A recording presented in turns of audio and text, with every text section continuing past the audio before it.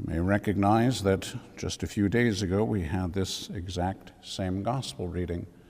At that point I spoke about how each vocation requires leaving things behind, giving up certain goods, and I talked about the problems that are going on right now. I warned you that the day was going to come when all of these things are going to hit the Vatican. Well, the day came.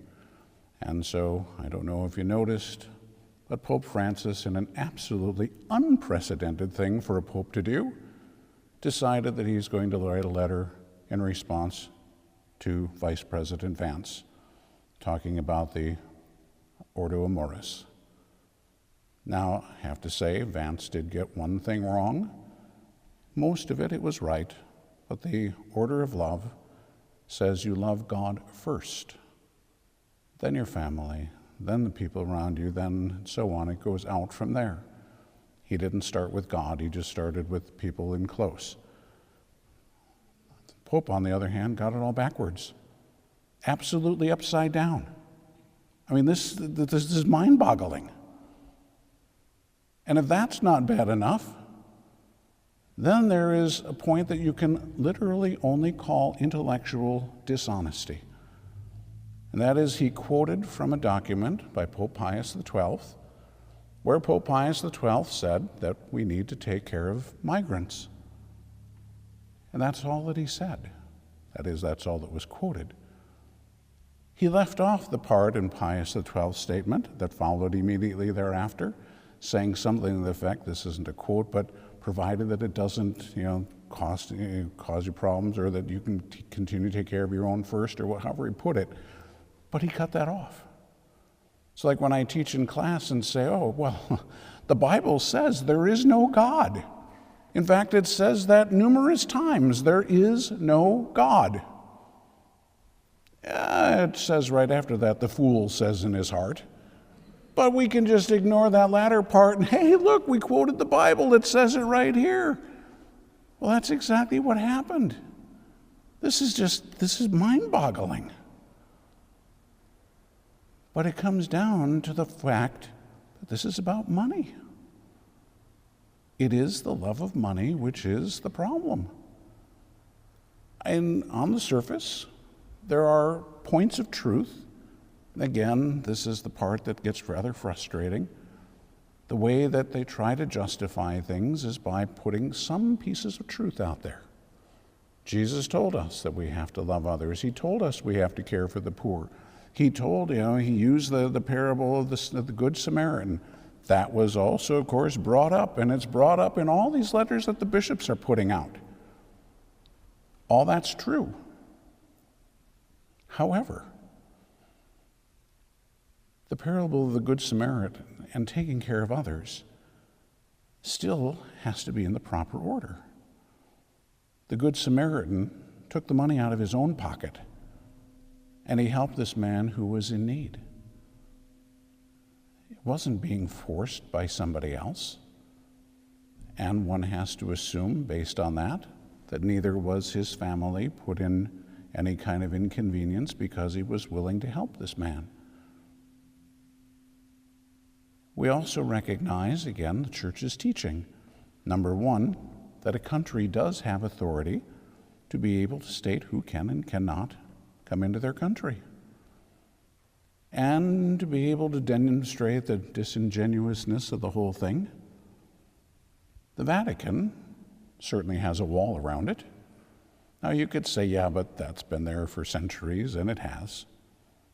The Vatican also has a law that talks about people who are not residents of the Vatican city-state. So in other words, if you are an illegal immigrant, it's 1 to 5 years in jail. Now you might say, yeah, but that law was probably put into effect a long time ago. All right. Within the last month, the Vatican decided that they couldn't handle the people anymore, so they started kicking them out. Like, really? And now we're going to write a letter saying, oh, all you people have to take all these immigrants in, but we're going to kick them all out. That's where you look at it and say, wait. I mean, yes, hypocrisy is one thing, but this is just beyond the pale. So now we have bishops tripping over themselves about this same thing, and you can be guaranteed there are going to be a whole bunch more bishops putting out letters about all this. Again, I just simply ask the question, where was all of this when with great glee Biden was welcomed at the Vatican? When the Pope, speaking about a woman who is absolutely, totally into abortion over in Europe, said she is one of the greatest politicians in history over there. Like, really? It's horrible. But when it comes to money, now that's bad. You're going to take the money away. Now again, there are points of truth. Are there some good things that some people are doing with some of that money? Absolutely. There are some poor people who are being helped. There are certainly some projects that are very, very good. And then we're talking about millions and millions and millions and millions of dollars on things that are absolutely hideous. Now, they've said right from the start that the good things they're going to continue to do. They're not taking that money away. But it was just like what you heard when it was mentioned that this new group is going to be looking into Social Security and Medicare and so on. And what's the first thing they do? They start screaming that they're going to take the Social Security away from the elderly people. They're not going to get checks anymore. It's like, what are you talking about? But it's all these scare tactics, and it's using little pieces to be able to try and say, well, because this part is good, therefore the whole thing is good. It's like, no, keep the good and let's get rid of the bad. That's what we need to be about. The Lord himself makes that very clear, whether it's what we're talking about as far as who gets into heaven and who doesn't. The angels at the end are going to separate the good from the bad. He talks about the people who catch the stuff out in the ocean, they put the good stuff in the pails and the bad stuff they throw away. He talks about the dross, and he talks about the gold. He talks about these things all the time. He's not saying that we have to just accept everything, doesn't matter what it is. So it's all about making the right distinctions, but it's also about recognizing and knowing what the church teaches, because it can be confusing, especially when this is coming from the bishops or higher, and you think, oh, well, if that's what they're saying, then this must be what the church teaches. Look up what the church teaches. This isn't it. So we need to be very clear about these things, because otherwise we can get very confused. And we need always to be about the truth. We need to do what Jesus told us to do. We need to care for the poor. We need to take care of people who are migrants. That doesn't mean that we have to throw the doors open and say there are no laws and you can come in illegally and you can break the law and you can do anything you want. Even for those people who do, they are still human beings. They still do need food and they still do need all the basic needs.